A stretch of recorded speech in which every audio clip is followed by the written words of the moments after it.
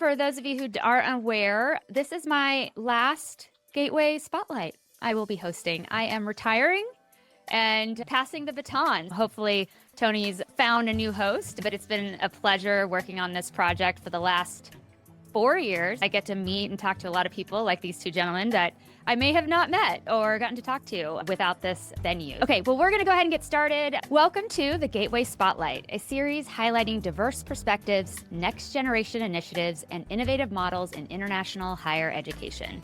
I'm your host, Brooke Roberts, a 20-year international education veteran, founder of Insight Study Abroad, and a VP of marketing at VIA TRM, which is the all-in-one software powering global engagement.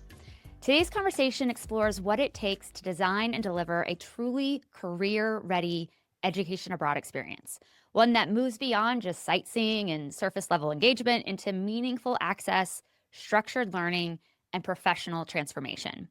We're joined by two leaders who are reimagining short-term global programs through that exact lens. We have Dr. Andrew Armstrong. He's the founder and executive director of the Fribourg Institute, a political science scholar who has led global affairs programs and international education partnerships at George Mason University and beyond. And now we have Professor Andrzej Luzhnitsky. He's the executive director of the American College Program at the University of Fribourg, where he spent over 30 years hosting U.S. students and building one of the oldest continuously running study abroad programs in the world. That's pretty cool. So let's dive into how they're blending academic rigor, professional insight, and institutional strategy to make education abroad more impactful and more relevant than ever. All right, so let's get started with Andrew. I'm going to pass it to you. Welcome, both of you, to the show. Thank you very much. Yeah, well, just give us the high-level overview. What is the Fribourg Institute? Where is it? Where is it located? Just give us that elevator pitch version of what you're doing. Sure, thanks. Well, thank you, Brooke. I'm glad you could join us. And I did not realize this was your swan song. Best of luck for what your next chapter is. And thank you, everyone online, for joining us. I appreciate your time. I think we'll have a lot of interesting things to talk about. So the question, what is the Fribourg Institute? It has been my pleasure, in collaboration with my colleague Andre, to build the kind of program I wish I had as an undergrad. I went to a great undergrad institution, and I'm a political scientist by training. But sometimes when you're in college, you do not know what you do not know, and you don't know how what you're learning in a text actually applies to the real world. And so I envision the Institute as a mechanism to bridge the gap between academic learning and political challenge in politics and diplomacy as it happens to focus on the most pressing issues of the day. The courses that we run are dedicated to international security, global environmental justice, and climate change. And it's a blend of traditional classroom seminars, but our advantage is we actually get to go abroad and meet the folks who are actually involved in impacting policy in the real world. So whether or not it's speakers coming to join us on campus who are members of the diplomatic corps, politicians, national ambassadors, and our programs also travel to sites throughout Switzerland and Greater Europe, where we actually get to go and meet with these thought leaders in their place of work.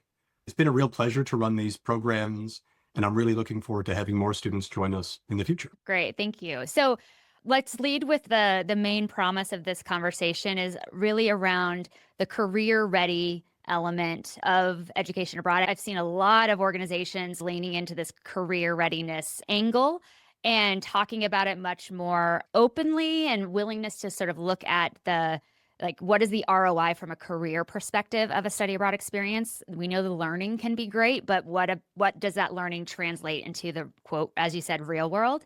So let's start with your framework. How do you all envision, and when you're thinking about designing your programs, I know you have these established programs, but what needs to be included in the experience for you to deem it career ready? Yeah, so that's a great question. For us, it's really a conscious, tangible decision to help students not only get to graduation, because these programs are for credit, but I think more importantly, to help them map out their careers after they graduate. You might be broadly interested in the climate or in international governance, but you don't know what options are available. At least I didn't. And so I'm trying to give others what I wish I had. So very consciously, when we meet with all of these really high-level folks, whether or not they're members of the US State Department or diplomats or ambassadors, after we're done with the kind of primary seminar, the primary meeting, we have a few minutes on just a human reflection. How did you get to where you are in your career? Because no one is born as a national ambassador, and it can seem really daunting to go from soon to be newly minted college grad to national ambassador. But we help you kind of demystify the steps along the way. So we talk about internship opportunities, both abroad and in the States. If you want to join state, how you navigate that. If you need further education, I help advise on those elements. And I tell students, look, it is a competitive world out there for new grads, and you need to do everything you can to stand out from the field. And this is the kind of program, if you are willing to put in the work, that will give you a real tangible return on your investment when you write about us in your cover letter, when you talk about it in interviews. And I feel very gratified because every year I have students reach out and say, Dr. Armstrong, you were right. So, I wrote about the people I spoke to, the experiences we saw when we were abroad. This program got me my interview. And when I did get an interview, all I did for 3 hours was talk about how our experiences changed my worldview. And I cannot take personal credit for all of our students, but I'm very gratified to know that graduates of our program have gone on to every 3-letter agency in DC, higher education think tanks, both in the States and abroad. And I know Professor Lushnitsky, having helmed the American College program at the University of Fribourg, has a cohort spanning decades of students who have done amazing and wonderful things. So actually, I will pass the baton to you for a minute to reflect on how gratifying it is to see where our alumni end up. Thank you very much. And thank you for all of you who are present here today.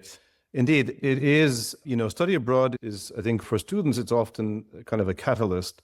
For many of them, they don't know what they would like to do, what kind of career they'd like to go into.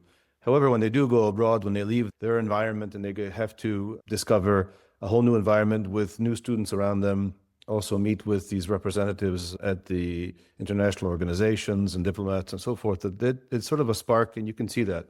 It's almost every time we have a group, we're able to define the moment where all of a sudden there's this glitter in the eye that we see the other person, all of a sudden something is happening, wheels are turning. And that's, I think, very, very important for the students to be able to see that. And probably, the career-ready aspect of this, I think, is that it is so intimidating to look at all of these people in these high positions responsible for either, programs of disarmament or responsible for negotiations regarding war and finding solutions to peace and things like that.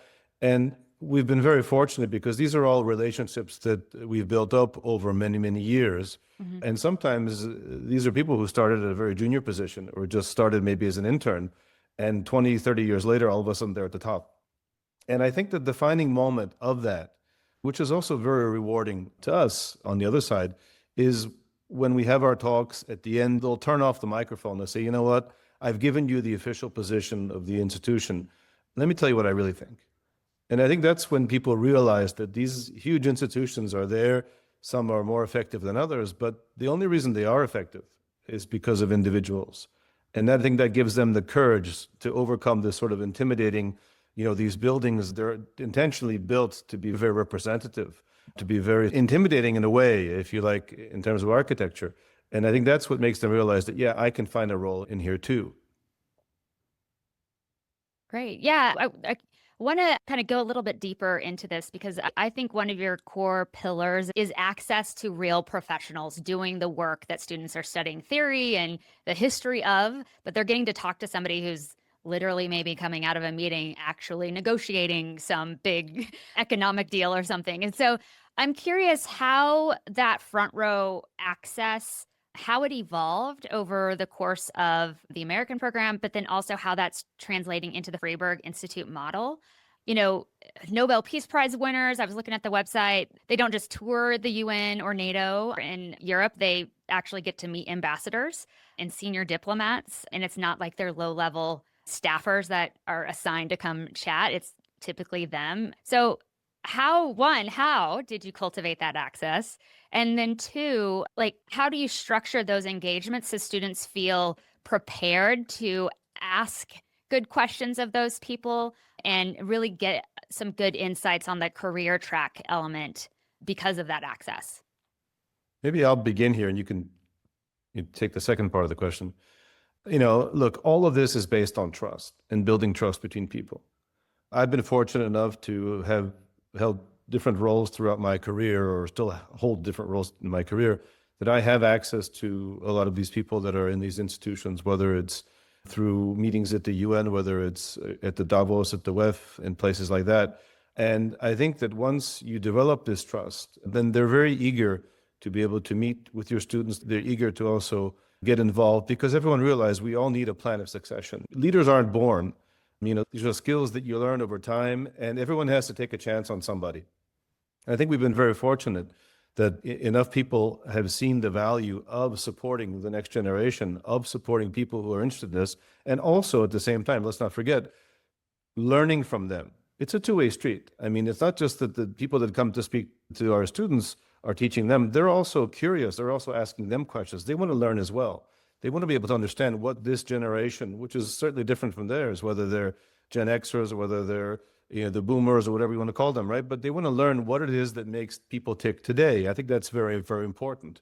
And so from this perspective, I think we're very fortunate to have a wide pool of experts and people that I've been fortunate enough, or Andrew has been fortunate enough to have worked with in different capacities, and they understand the mission and they support the mission. And they come not only willingly, but they also come very enthusiastically to meet with the students.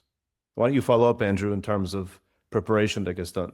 Yeah, for sure. I'll first take a step back. I know we don't have a lot of time together, everyone who's kind enough to join us. I will invite you after this to go take a look at our website where we lay out more comprehensively what we do, but as the kind of TLDR for now that we're online to give you a sense of the structure of the program and how we incorporate some of our guest speakers in our site visits. So our programs are 3 weeks abroad.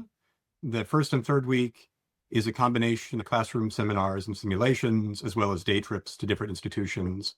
In the middle of each program, we actually travel outside of Switzerland to visit institutions throughout Greater Europe. And I have been doing this for almost a decade now in partnership with Andre. And the novelty has not worn off for me because, again, I'm a political scientist by training, and I have a very academic perspective on the challenges of the day. And it is such a delight for me personally to get to do this. It's the highlight of my summer every summer, because we are joined on campus or in their places of work with folks who are really genuinely at the top of their fields. I mean, these are national ambassadors who report to the heads of their respective states. Some programs we meet with half a dozen of them. We zoom in, again, with Nobel Peace Prize winners, just with our group, joining us to talk about their perspective. When we go to the United Nations, we will meet with national ambassadors, weapons inspectors who actually spent tours on the ground looking for weapons of mass destruction. We go down to Rome for global environmental justice, and we meet with folks, the scientists at the institution studying climate change, climate migration. And for me, it's a real pleasure because it brings it full circle. You get the academic side that my colleagues and I can provide, and then we can draw the connections to what's happening in the real world, as well as kind of envisioning your potential future career if this is something you're passionate about after graduation. In terms of preparation, we spend a lot of time, even before we meet in country, preparing students for what this experience is like. You may not always appreciate at the time just how important the folks are who take time to meet with us. And so we have discussions about this is how you're a good audience member. This is how you prepare questions. One of my reoccurring mantras is when I first begin talking with students, even before we're abroad, is I tell them, look, I'm allergic to crickets. We are here with people being generous at the time. If they want to engage, no awkward silences. We should all be prepared to jump in and ask them questions and really have a sense of what they're doing. And I've been really pleased with how well students respond. To come from classrooms where the energy is low and it's low for everybody. But if you get students to buy in and they all see the virtue in everyone being engaged, it raises the experience for us all. I've been very fortunate that by the end, these are the best cohorts I've ever gotten to teach stateside or abroad. It's a real pleasure to lead these class visits. Mm-hmm. At the end of this experience, what do students tangibly walk away with, even though it's probably not tangible? What is the promise at the end? Obviously, they're going to have these great connections, but, where are they going to walk away with in that? And how do you make that happen in a 3-week period? Sure. So it's another great question. Thank you. This is 3 weeks in country, but all of our programs are hybrid. We have several weeks before we even arrive abroad together, where we do remote learning models, where we're reading material, doing seminars to get a common language to be brought up to speed. So there is instruction happening, essays happening before we even step foot in Europe. And then after we leave, there is a capstone paper that's a deliverable before you complete the course. See, I tell students, like many things, what you get out of it depends on what you put into it. But we have structured it in a way to try to give them maximum value at different time periods. So in the very short term, look, everyone wants to graduate. So all of our programs are for credit. The School of Record is the University of Fribourg. And so you will get potentially 6 US credits worth of credit along this very intensive program. While we're there, you get a great experience. And the final product is a kind of a capstone policy focused paper that, we help them write and research. And the hope is this becomes part of their portfolio when it comes time to apply for further education or a job, is a tangible deliverable. So the two parts are very tangible, the credits and the final paper. But beyond that, I really, truly think that we can provide something that you just can't get stateside, the perspective of what it's like to see politics, see policy in action, and then to imagine careers that could be your future career, and then to help demystify the process of how you might do that. Coming out of my undergraduate experience, I felt very well prepared for graduate school. And for me, that was fine. All I ever wanted to do was be a professor. But a lot of folks want to have a tangible impact and may not know how to do it. So we talk about internships. We talk about navigating careers in the government, careers in state. For example, when we teach security studies, our kind of highlight site visit is to NATO headquarters, which you cannot visit as a civilian, but we get to visit.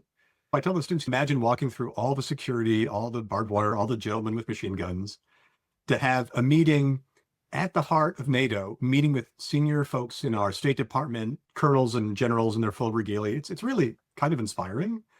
And we have bumped into former students in our program who first went to NATO with us, who now work in NATO. And for me, that is like the magic of coming full circle. Mm-hmm. Either folks who are really now senior in state, but even one of our most recent grads from our 22 cohort landed a first internship with the government, and her first posting was to their delegation to NATO. And she reached out and said, my mind is blown. You're right. And we get stories like this every year. It's really a pleasure. Right. This was a little bit off script, but I'm curious. I feel like an additional pillar of your career readiness components here would be integrating a really robust alumni network system. Do you have that, one? And two, do you have plans to create that so that students can reach out to this woman who got the recent internship at NATO and talk to her about her experience? Seems like there's a wealth of resources even just within the alumni network. We do. We're building that out. As all of us in global education know, things are still rebuilding after COVID. And so there was a disruption where there were several years where there was no one participating in anything. And so our goal now is to kind of reconnect the current generation of recent cohorts with the folks who are, graduating pre-COVID times or more established, and as a resource to help everyone navigate their, life after university, life after the program. Very cool. Before we get into the next question, I wanted to remind everybody who's watching about the Q&A. I see we've already had one person submit. Thank you so much. But if you do have any questions for the panelists or comments you want to share, please add them to the Q&A area, and we'll take some time at the end to fill all those questions as well. One of the things we talked about when we did our pre-conversation prepping for this is balancing academic rigor with recruitment language that gets students, quote, excited about going abroad, sort of that adventure kind of lens. How sometimes there's a little bit of a tension there between like it's a fun adventure versus like it's an academic experience. And I'm just curious how you've walked that line in terms of your outreach and reaching students, because at the end of the day, they are the end user. And so you do want to appeal to their desires, but at the same time, recognize the academic component. So I'm curious, how are you guys navigating that? Andre, do you want to? Sure, I can take this up. One of our things we say to the students also when they get there is that, look, this is going to be a work hard, play hard kind of a program that you're here, in the sense that their daily schedules are a bit organized like, say, a diplomat's would be at these institutions. So we'll show up and we'll visit one institution in the morning. So we leave quite early from Fribourg. We go to Geneva, or we go to Strasbourg, we go to Brussels, or wherever we go. leaving quite early, getting there, going from one meeting to the next, having coffee in the official coffee room of the UN or the EU Parliament, and having lunch at the cafeteria there, and then follow-up meetings and external things. And I think the component that we also like to include, which is a very important component of building trust, is also culture. And so, for example, when the students are here in Fribourg, there are lots of incredible, world famous even, festivals going on, in particular the Montreux Jazz Festival.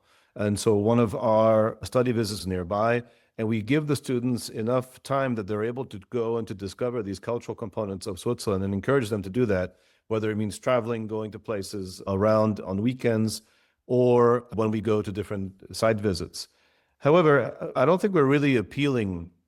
This has always been a strict academic program, and I think everybody knows that. I mean, if you just want to go on vacation, you're probably better off just finding your own way and getting a Lonely Planet guidebook and just traveling around Europe on your own. But you're not going to go to these institutions, you're not going to meet these people. And I think those students recognize that and realize that there is such a great value in the experience that in and of itself is already fun. As Andrew said earlier, sometimes you have to pinch yourself. You're sitting in these rooms that you see on TV. I mean, one year we were with a group in the green room. I shouldn't say that even, because the green room at the WTO headquarters in Geneva is off limits to anybody, only to the highest ranking diplomats that are there. However, because of an established relationship we had, they said, look, let's take the students and we can take some pictures inside the green room.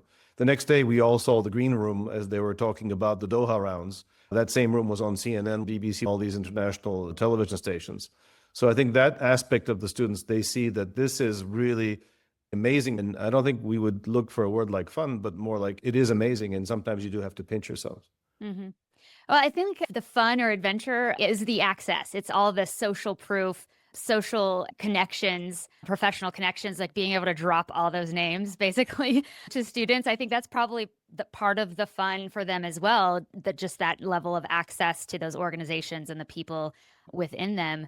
And if I can add, I mean, also in a modern age where people are taking selfies, you know, all of a sudden students are posting on their Instagram or on their whatever social media group that here's me standing with the ambassador of this and this country, right? Yeah. And of course, this is all stuff that also is very fun for them because it allows them to capitalize from this and to show others what they're doing. So I think this is an important aspect of the program.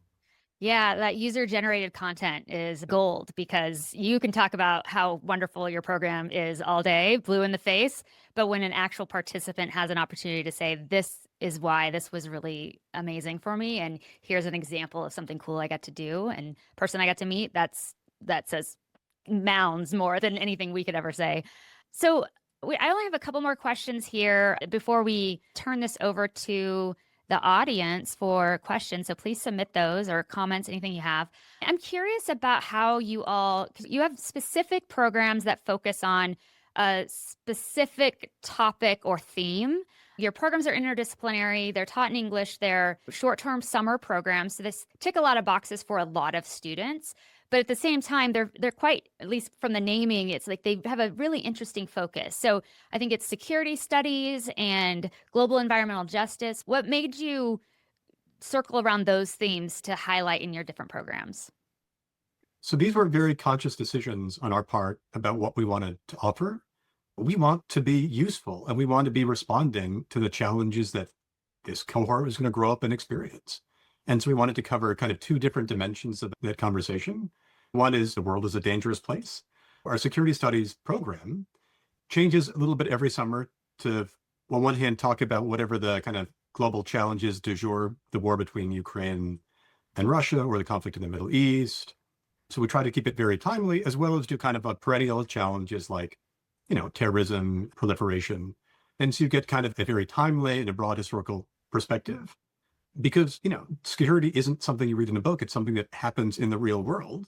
In fact, part of the impetus for offering this came out of 9/11, you know, when there was a question about the relevance of international institutions to solve global problems. And we were kind of going through an identity crisis like that in the present. And so I think there's a lot of value to engage with folks who still believe in internationalism, in global cooperation. And we get to meet them at the seats where these conversations are happening. So the United Nations, the Council of Europe, NATO headquarters, the European Union, you know, so you get to talk to folks who still believe in internationalism. And then for global environmental justice, this is our newest program. And, you know, climate change is the existential crisis, facing all of us and certainly in the lifetime of our students. And this is not theoretical, this is real. I can't even believe that there's controversy, but that's the world that we live in. And so we are trying to offer kind of a fulsome picture to what this challenge looks like, from a scientific background, a policy, political background, and then being able to leave seeing how these different manifestations all come out of the same common challenge. And then offering some perspective for how you can engage in the future if you want to do your small part to try to make the world a better place. Yeah. Maybe I can add to that and also Please. say that, we read the paper, or we read our Google News every day. We see all these things, crises that are going on around the world. I felt that as we're sort of overwhelmed by so much that is happening in the world, it was important to be able to focus on particular issues. So in 2014, we began focusing already on Russia's incursion into Ukraine. And since 2022, when the war of aggression increased and all of Ukraine came under attack, they began to meet with their peers who had lost everything. They lost their homes, their towns were destroyed, they didn't exist anymore. And I think this really brought these issues home to the students because they feel so isolated. I mean, growing up in the US, living in the US, you feel so isolated from all these international affairs. And all of a sudden, not only were they meeting with representatives, they were also meeting with people who were their own age, who looked just like them, who were also wanted to be in university, who also wanted to have a career, who also wanted to have a happy life. And they were explaining what was going on. So I think this is a really important component of what we've been able to offer. And I think that's very unique as well, that we're able to integrate this level of hands-on experience, other than going to Ukraine, which would not be recommended with a student group. I think this is about as close as you can get to really understanding what's happening there. Well, I feel like there's always something happening in the world that is really important and mission critical at the moment. But I also kind of feel we are at a moment in the global international relations ecosystem that there are so many things happening, whether it's things happening with Venezuelan boats or Colombian boats or whatever boats, whether it's obviously everything happening, the atrocities in Gaza, to your point, Ukraine, and so many others. How do you layer in the current affairs kind of component when you're teaching that broader theory and history of these things? How do you bring in those current events? So this is the kind of delight and the challenge of running these programs. It's a fun challenge. So on all the syllabi and the communications to students, you will get, as a prospective student, a working schedule well in advance, but there's always a lot of language saying, look, the world is a crazy place. Our schedule will almost certainly evolve between when you get this and when we arrive in country. And you know what? It's probably going to change even in the 3 weeks that we're abroad. And that's part of the fun. So we are able to be nimble enough that we can react in real time, to talk about whatever is on the news that morning or in the zeitgeist of the time. And we also have to be flexible because the folks that take time to meet with us are actually the ones keeping the world safe in these meetings. So we often have to rearrange the academic side, our lectures, to accommodate their schedules. If you go into this expecting it to be the same structure like you would get in a class during a semester, it ain't like that. We all have to adapt and meet halfway because we are living politics as we're there, and we get to adapt to what's happening in the real world. When students buy into that and are willing to roll with the punches, it makes it feel that much more alive. There's also this sort of, multidimensional aspect that we have. So, we go to visit with the Foreign Affairs Committee at the President, Vice President of Foreign Affairs Committee at the Swiss Parliament, at the Swiss Federal Palace. And this is also when you hear about the perspective coming from them.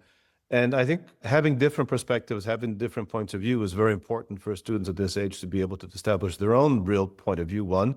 And two, the other thing is that a lot of our lecturers who come there, they are lecturing in their third, fourth, or fifth language, meaning English, but they could have grown up speaking German, French, Italian, and then they learn English. So that's also an eye-opener for the students to see how it's one thing to talk about being international, having an openness towards international affairs, but it shows them, it demonstrates very clearly how important it is to also open yourself up and learn different languages, learn different ways of thinking, because that's the only way we can truly understand each other, is if we're able to understand what the person is using, but what they really mean.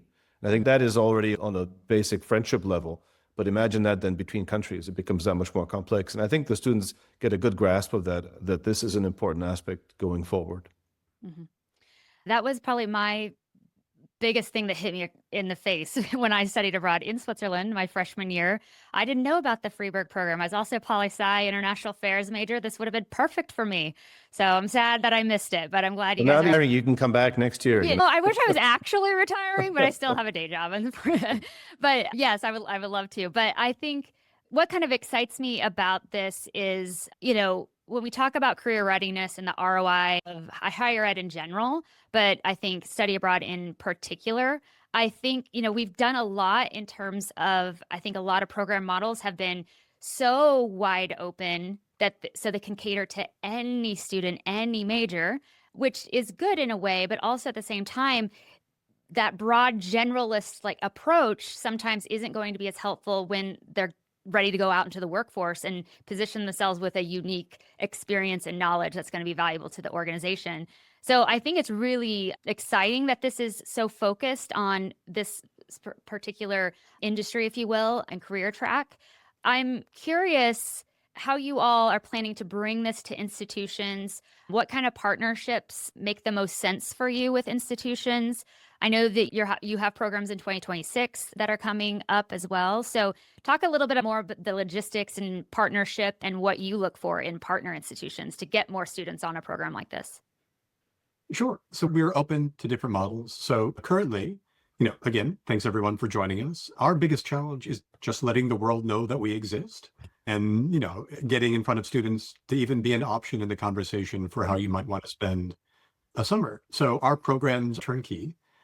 So you have to fly yourself out to us, but once you arrive, we facilitate, the accommodations, many of the meals, all of the travel throughout Switzerland and Greater Europe, all of the logistics of our guest speakers, class visits.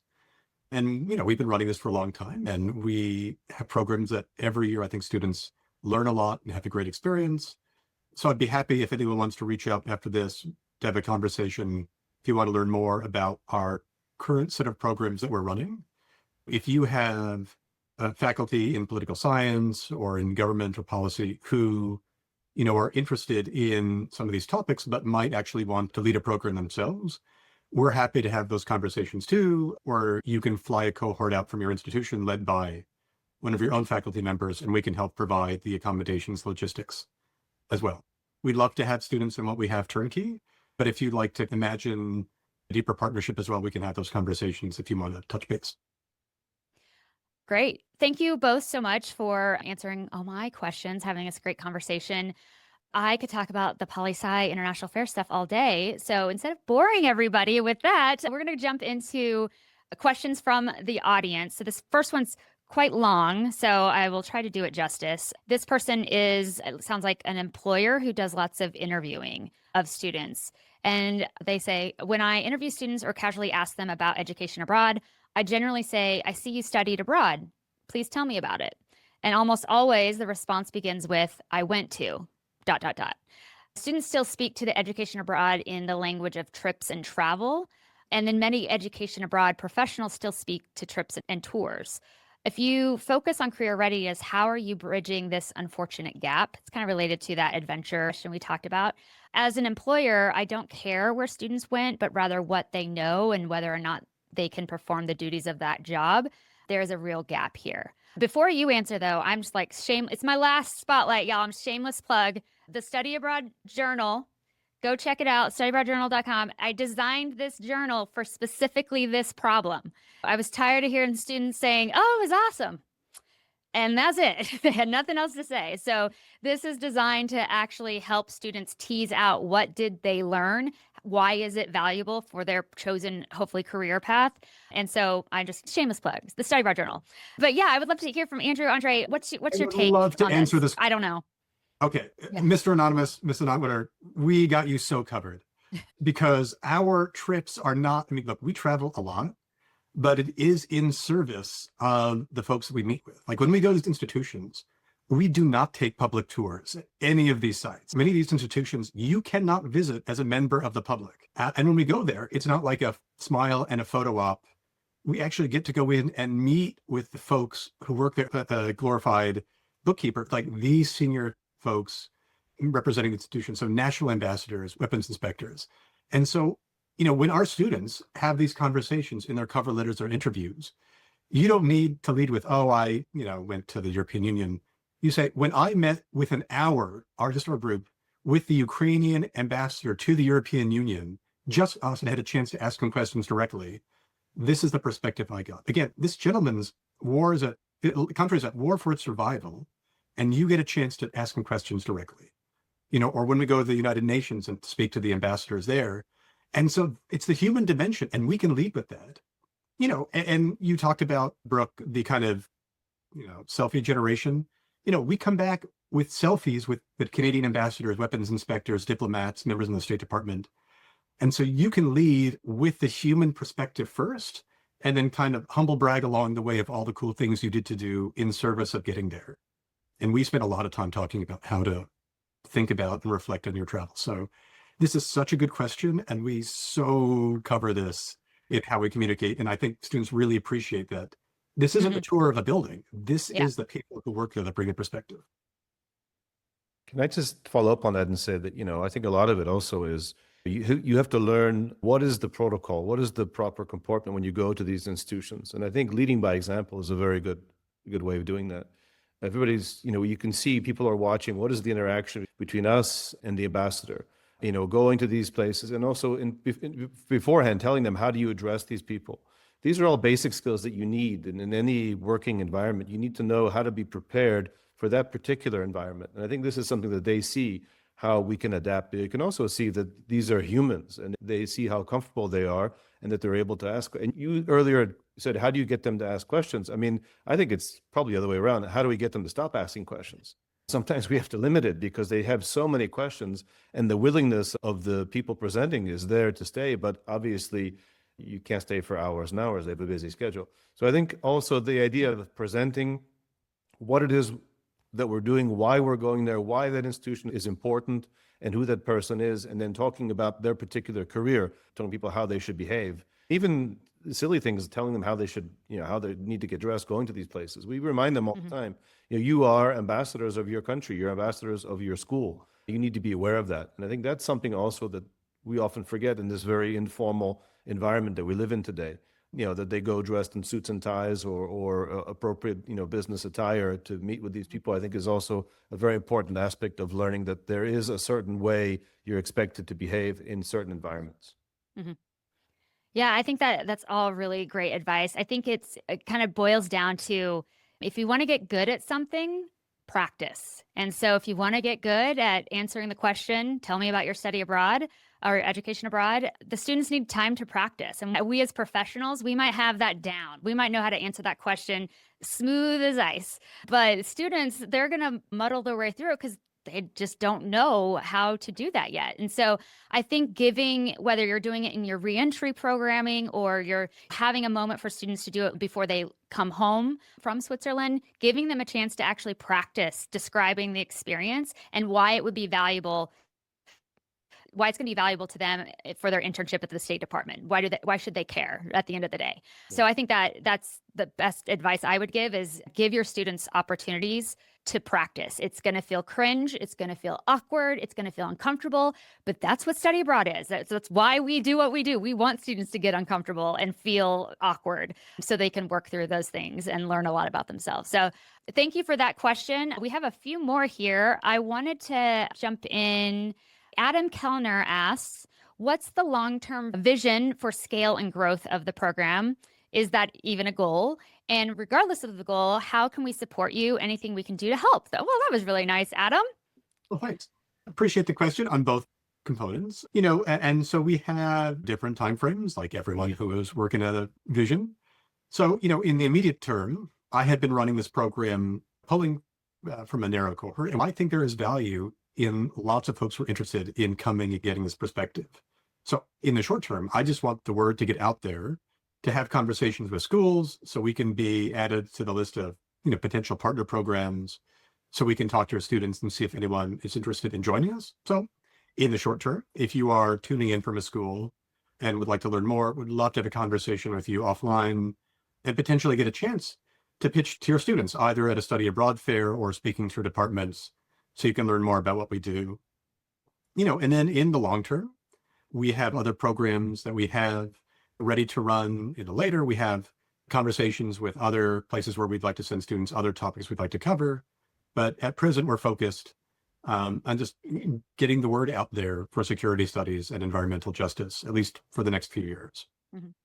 Are there any plans, or have you dreamt about a future that would include going even beyond the site visit model and the group experience and actually doing internship placements with all these great connections? Is that in the cards?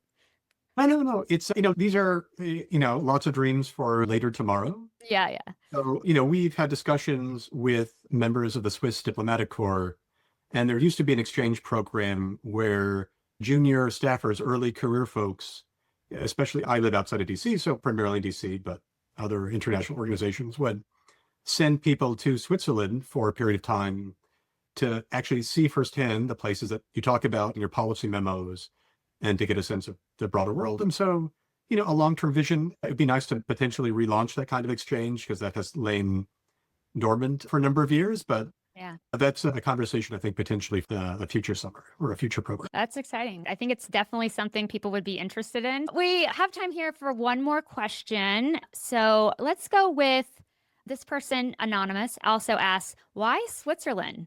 Why not just study in Brussels or Strasbourg? And my response to that is, why not Switzerland? Switzerland's fantastic. But I'll let Andre, let's have you answer that question.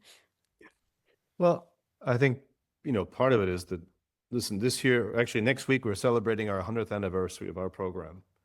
So for 100 years, students have been coming from the US to study in Switzerland, and for various reasons. I mean, this started in the interwar period between World War I and World War II. It chose Switzerland because Switzerland was not in the war. It was deemed a safe place to study. Since that time, of course, you've had the establishment of the League of Nations, the disappearance of the League of Nations, then you had the United Nations in Geneva. And Switzerland has always been seen as a place where families can send their students to a safe place. It's certainly a very, very beautiful place. If you haven't been there, I do encourage you to come visit. We have probably one of the best views of any classroom in the world. But the policy of the program has always been that, there's no point in having students come over with their instructor that they have at their home institution and just have the scenery change outside the window. It really is a full kind of immersion, learning about new cultures and meeting different people. So from that point of view, we do Brussels and Strasbourg, but the UN is a very, very important component. And also, let's not forget, we do a lot of interaction with the Swiss Parliament, with the Swiss government.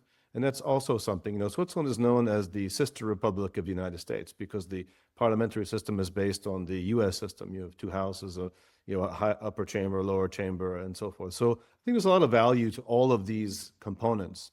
And the multilingual aspect of it, of course, is very important for us to be able to demonstrate that, not only do you need to speak different languages, you need to try to understand different people who have different mindsets, different philosophies. A language is like a philosophy, basically. And you can't solve problems by only approaching it from your own language. You need to try to understand what other people are thinking and what they're saying and what that actually means. So there's a lot of advantages to this. Fribourg is also home to the only French, German-speaking university in the world. So there's a lot of uniqueness, I think, to this particular program. Mhm. I invite all of you to come visit. I invite all of you to come and spend the time or send your students, and you can see what it's like and why the value is there. And again, the experience really is priceless. Well, and I would also argue, too, that going to these bigger, internationally known cities like a Brussels or Strasbourg, they're great cities. I've been to both. But there's something nice about a study abroad program where you're going outside of a typical place you might go as a tourist, for instance, and getting to embed yourself in a city that probably aren't going to see a lot of tourists. And it's much more about a local feel, local culture, and it helps you do a better deep dive. I studied abroad in London, one of my programs. It was a great experience, love London. But I also did an internship later on for a summer at the University of Hull in Northern England.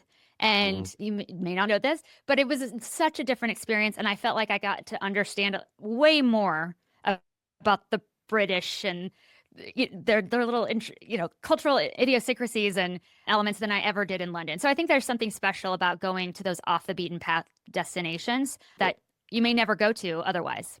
And the students I speak to who have studied French in Paris don't learn a word of French because they end up meeting so many other English speakers when they're there. So there is this opportunity of being in a smaller community that allows for getting to know Swiss people, making friends locally and things like that, which you probably wouldn't have as much if you had programs in bigger cities. Mm-hmm.